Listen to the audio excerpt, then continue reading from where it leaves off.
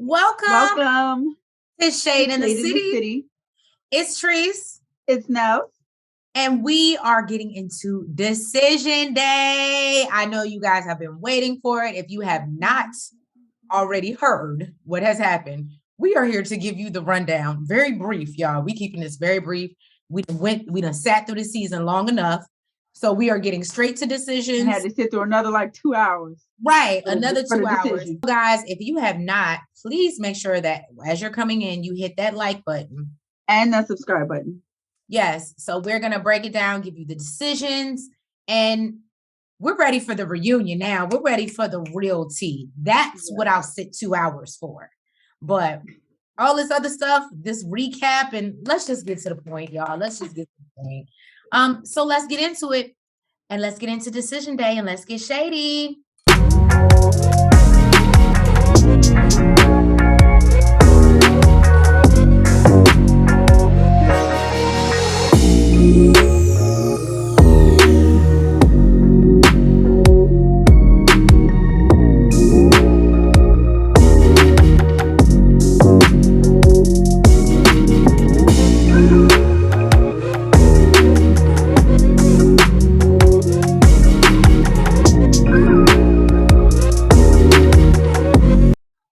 We get to Nels' favorite couple, Michael and Jasmina.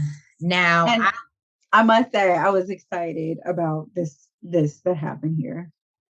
Oh, you're excited because I wasn't going in. I was literally sitting there, and Twitter can tell you all my reactions. Me and the Twitterverse had a great time last night watching the freaking Decision Day. And we were just going off. And I was literally on the edge of my seat, biting my fingernails, wondering what the hell Jasmine. I wasn't worried about Michael.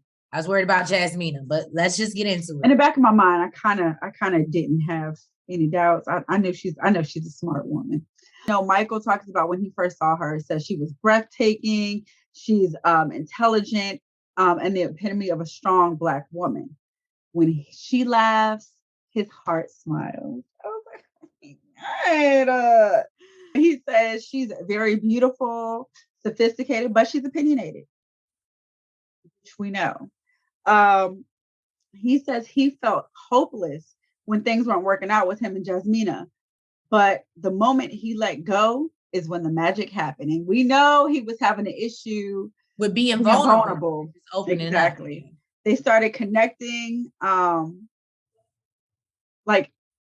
like crazy, okay? Better than he could have ever thought. Mm-hmm. And he says, although he let go and let God. I ain't mad at it. What'd you say? He let go and let God. He says, although their marriage took a turn for the best, it still scares him because we know where Jasmina lies.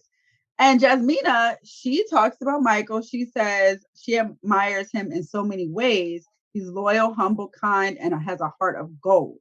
He's also super silly. And he helped her realize that she needs to listen before she speaks. Mm.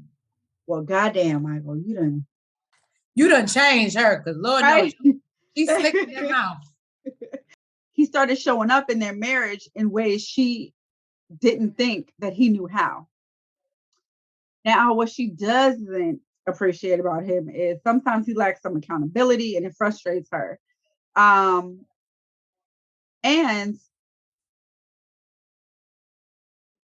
he says like she likes to spend time with him, but you know they're just not in a super romantic place yet,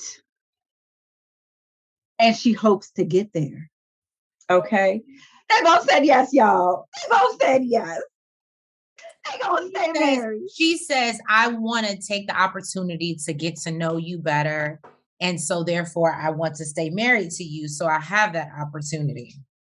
And I was like, I was very happy. I was shocked. The Twitterverse was shocked. We were all sitting here like, what? Just let him down easy, Jasmina. And we were all sitting here surprised, like, what in the all get out? And if you guys are not already following us on Twitter, it's the same as the page. I mean, the channel, Shade in the City, in the city. Well, congrats to Jasmina and Michael. Katina says that she feels the past 8 weeks she's really gotten to learn Olajuwon. and that he's a butthole, misogynistic butthole. So Katina says that this is the longest the day she's been away from O since they've been married. So it felt weird for her. She says she loves the time they spend together and the way that they laugh with each other, and that he's able to take her out of her comfort zone, which we saw with the animals and things like that. So, okay. They talk about the gondola ride, but Katina and Olajuwon continue to say gondola.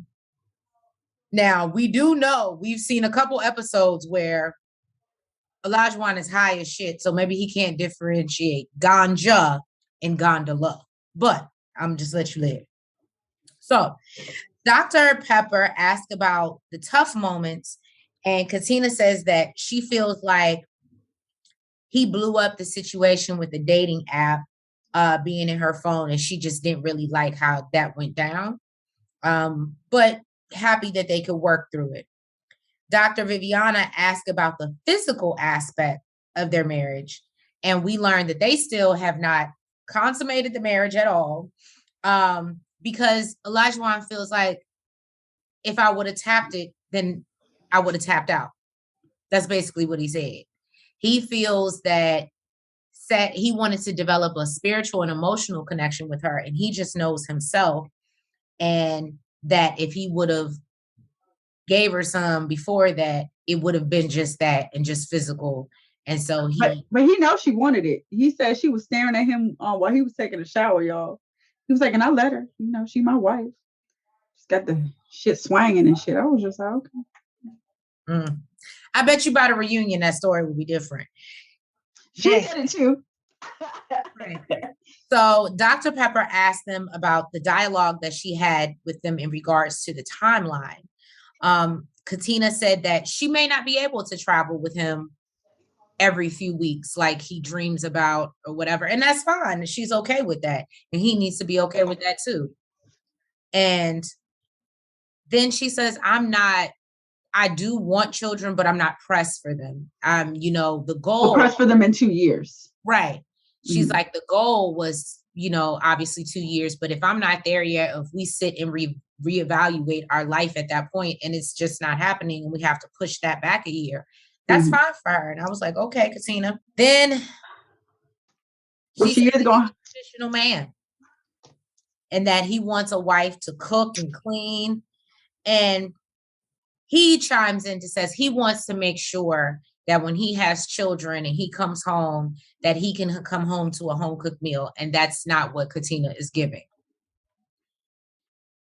He then proceeds to tell the experts. Pastor Cal asked him, well, she's saying that she cooks, like, is it? And he's like, it's not edible. It's not edible. I don't know. It's like, he's such an asshole, but he does little things to try, I guess. Like, he has tried to teach her how to cook. They did the little cooking thing together. But I feel like on her own, even if it's for yourself, I mean, why wouldn't you want to know how to cook your own? Well, I guess she felt like it was edible. You know what? She felt like it was edible. So you know what? When you only cook for yourself, a lot of shit is edible.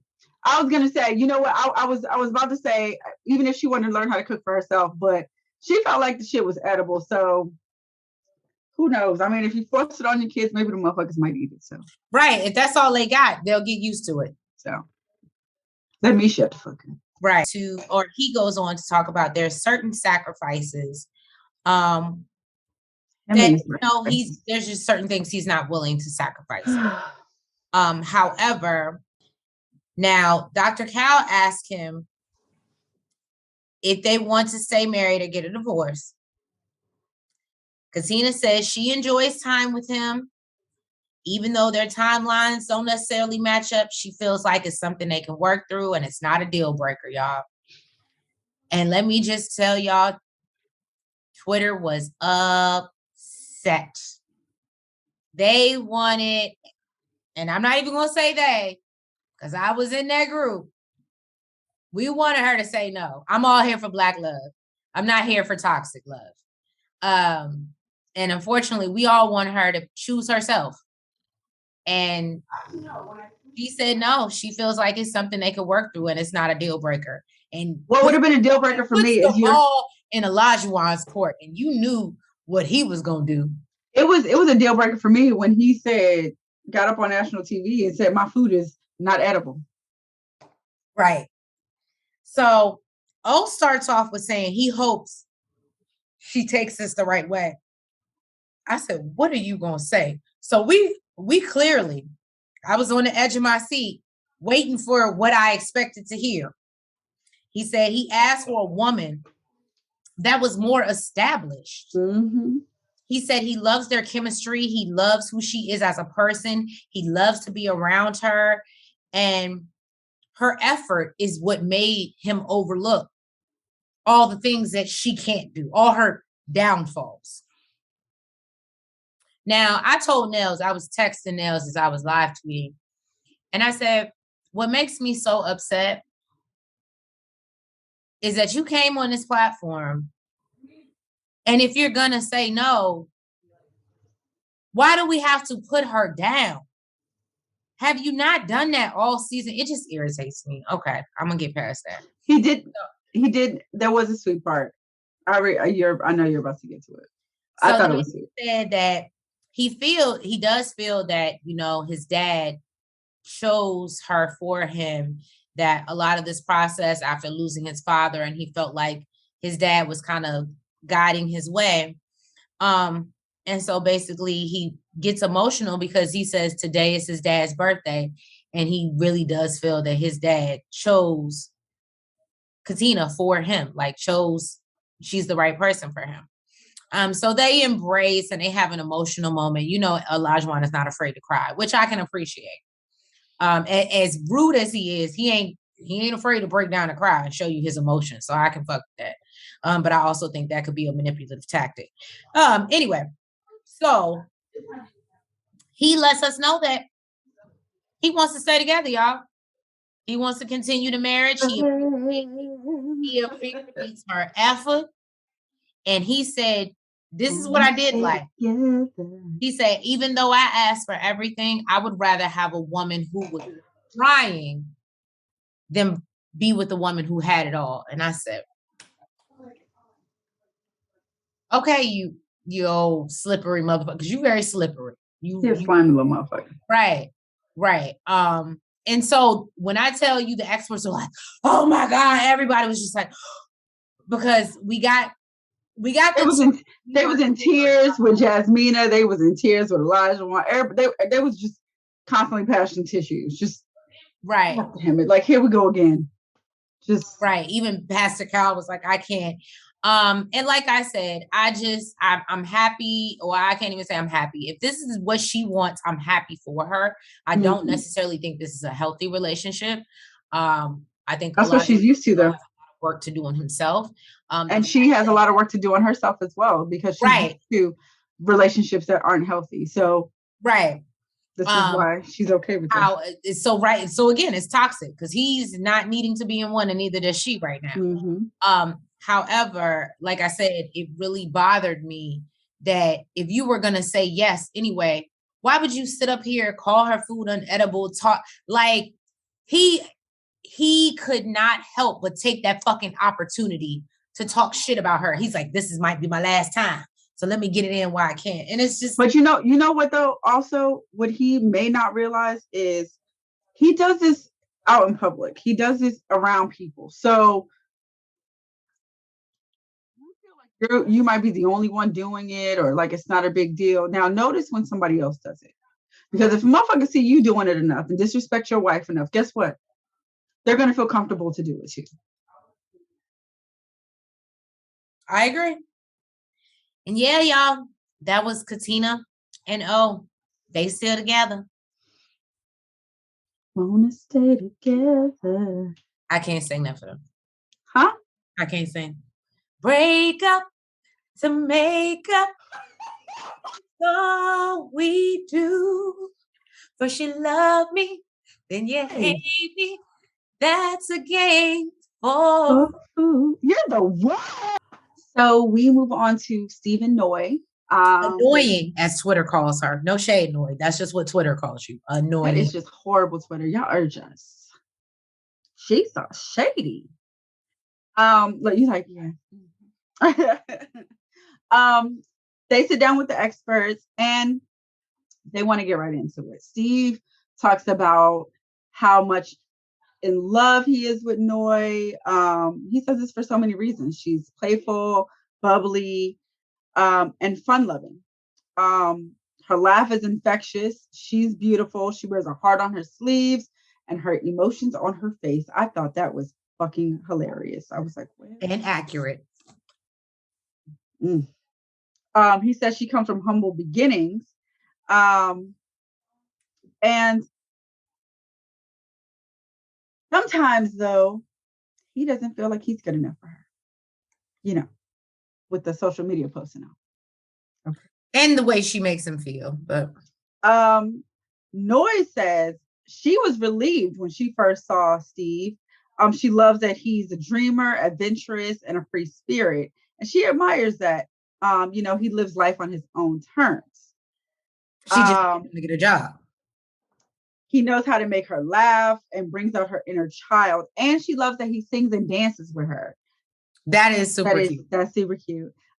She also loves how he interacts with Sushi, but she is worried he won't be able to contribute financially. Boy does wish that they had more time to make their decision, and iron out some of the issues they're struggling with. Now, Noy, Steve, he says, regardless of how today goes, he wishes her the best. And Noy, that kind of threw me off. I was like, Steve, what are you doing? What are you but gonna? You know what though? I loved it because Noy kind of put it in perspective. Because I was like, yeah, I was kind of the same way too. Noy put it in perspective, and she was basically like, even in an argument, he makes her feel comfortable, and he doesn't get so mad and so upset that he doesn't care for her. She still feels cared for. He was ready when they're arguing. She was like crying, and she says, that he makes a safe space for her. He made her be able to open up within the short amount of time that, they knew each other. Right. He doesn't make her feel judged or, make her feel like he thinks any less of her. Now, she does say that there are some things that they still need to, of course, talk about. And she says that he feels that things should be 50-50, and she wants him to be more realistic and realize that if she was capable or if she had the time, of course she would do the things that he's requesting, but she feels that everything should be genuine and come from the heart. So she doesn't feel that he should be like, oh well, I did this and that, right, now you should take care of this. She doesn't feel like it should be tit for tat. But Steve also had a point, and he feels like he doesn't want to feel like he's the only one doing anything. Because you become resentful. Mm-hmm. And he feels also like what's going to happen when they have children. Because if I'm the only one doing everything now, and you have all these things to do, but you can't help me out now, and you want 3 children, what the fuck is going to happen then? Yeah, no, I had no answer. And it looked like the experts dare not jump into the middle of that shit. Right. Okay. Now, past the cow. Oh, I'm sorry. And Noy, of course, brought up the fact that, it's financial.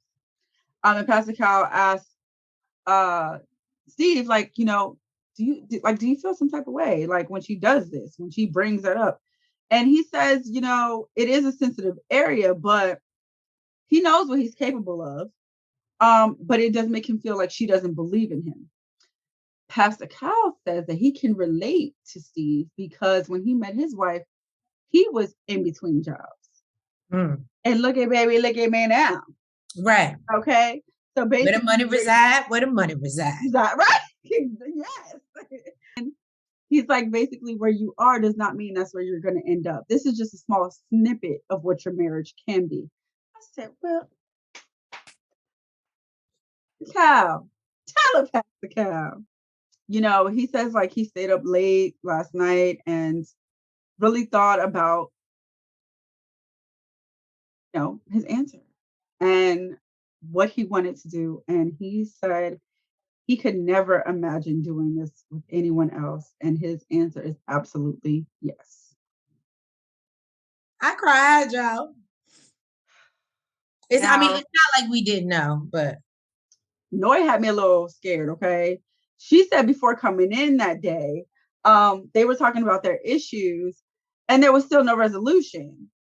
And she feels sometimes, there's trust issues, like he doesn't trust her. But he says she wants to take the next step and build that trust and would love to be and continue in the marriage with him.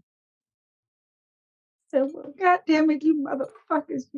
Mark and Lindsay, their turn.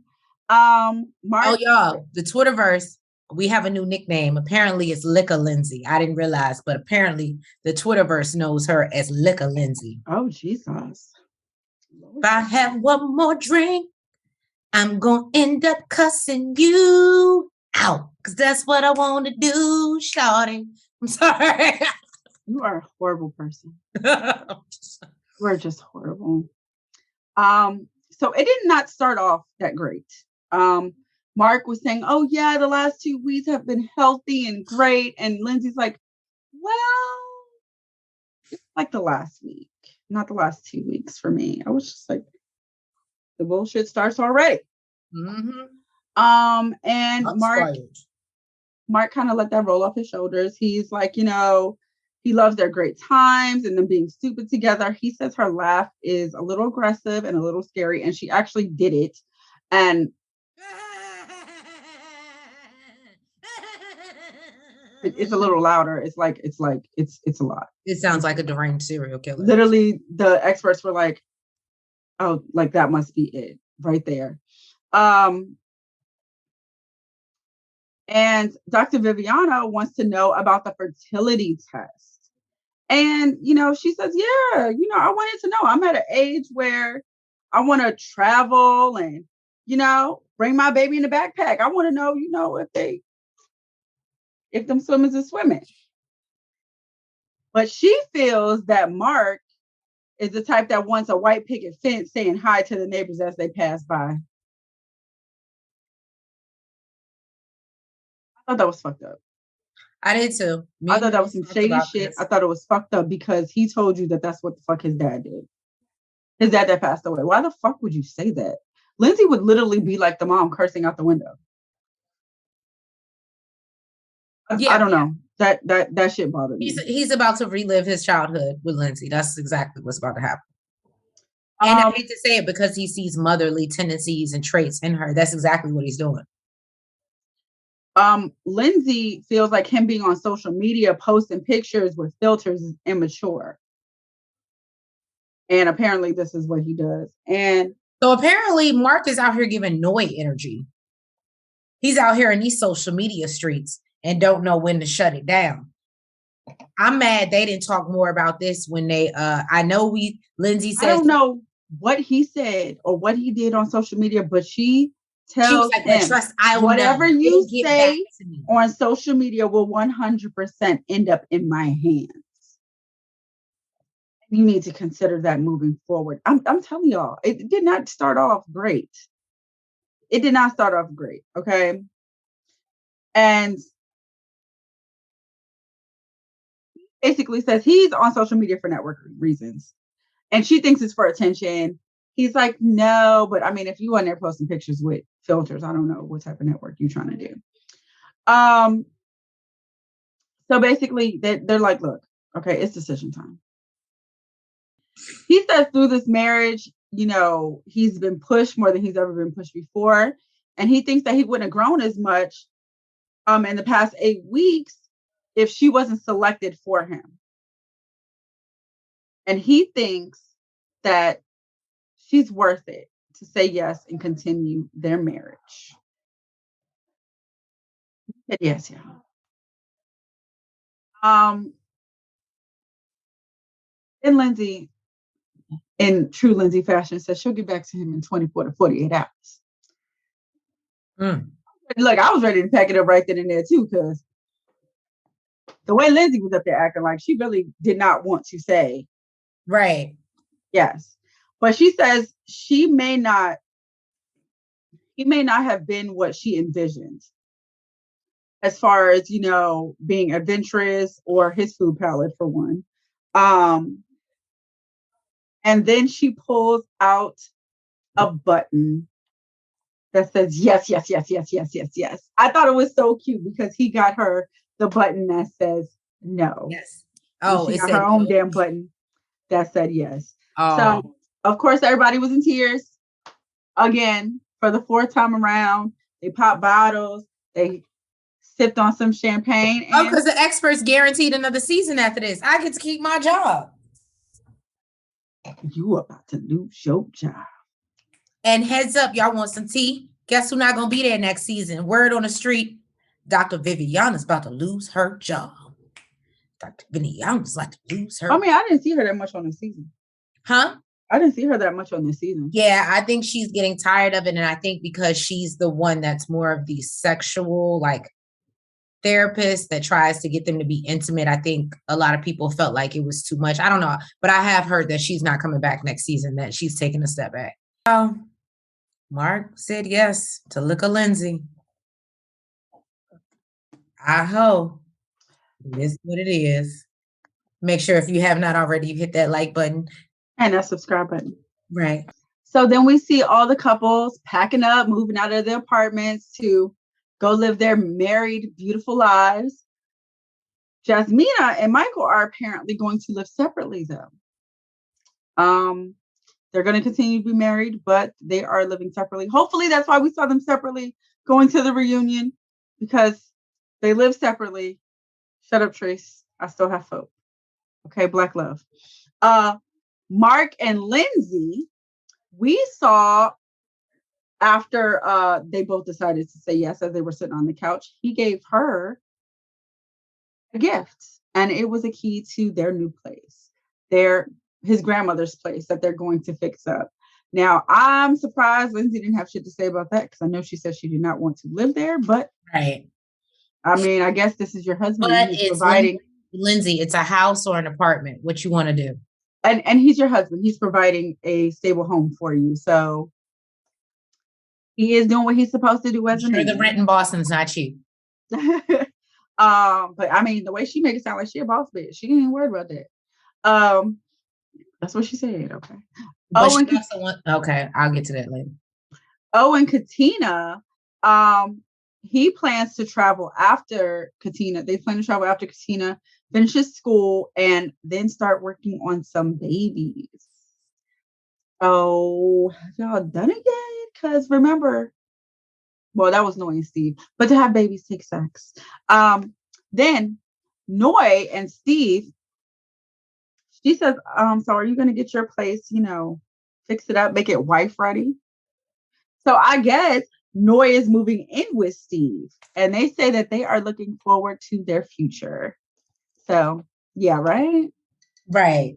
She finally got some sense about herself. I still don't know what Jasmina's doing. It's giving Alyssa energy, but I'll let you live. All right. The gang's all here, y'all. The whole entire gang. From the beginning. Gang. So, everybody gets back together. And when we say everybody, we say everybody. So we see Chris pull up and everybody gets super hype and they welcome him.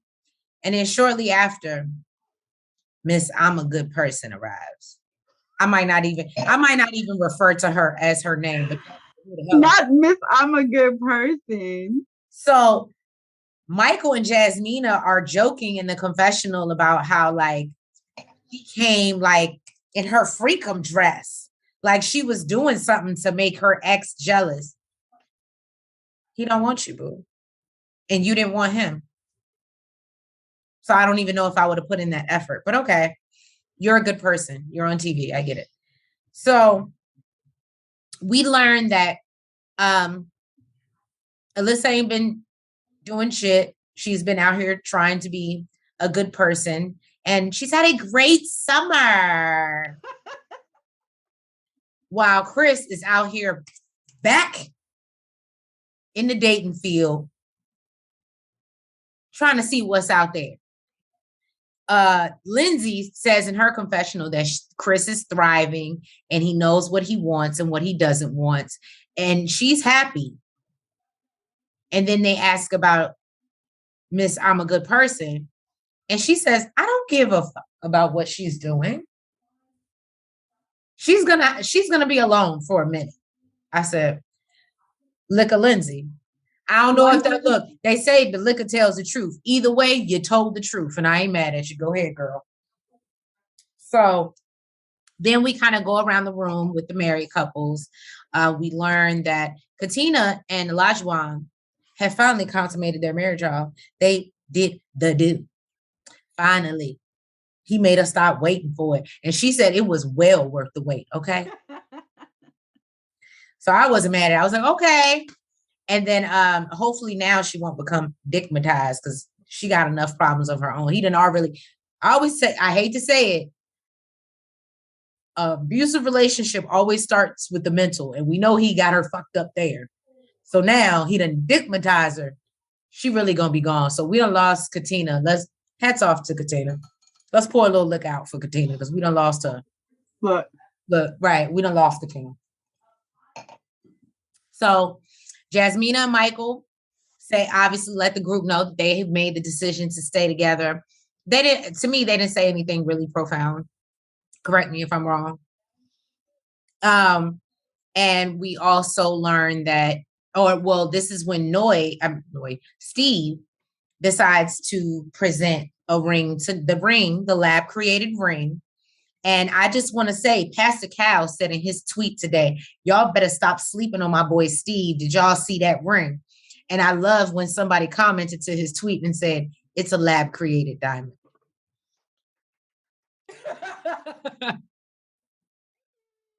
So, yeah. But yeah, that was pretty much it this season, y'all. Unless Nels has something to add, I think we're done.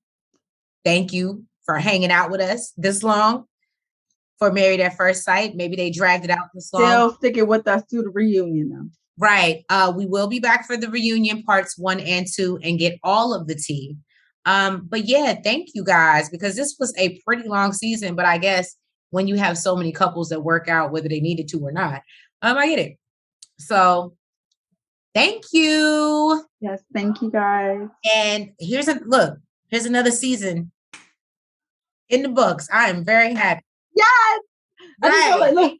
I feel like I needed a book so I could just close it. At First Sight. So thank you guys. Please make sure, if you have not already, that you like, you comment, you subscribe, and hit the notification bell. And we appreciate and love you guys. And thank you for the growth. And yes, thank you. And make sure you follow us on all platforms. We love you guys. I love you. Front, back, side to side. Make sure you go like and subscribe. Front, back, side to side. Make sure you go like and subscribe. Hey!